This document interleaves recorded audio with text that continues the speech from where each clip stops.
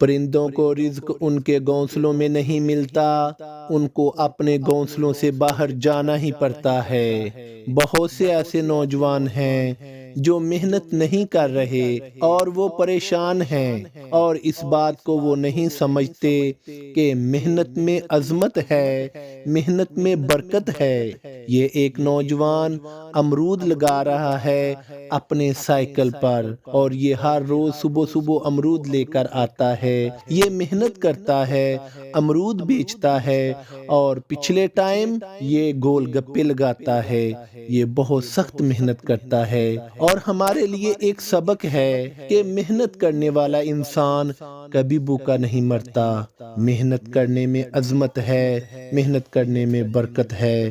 تو پھر کیوں نہ ہم سبھی لوگ محنت کریں اور اپنے روزگار کے مواقع جو ہیں وہ بڑھا سکیں۔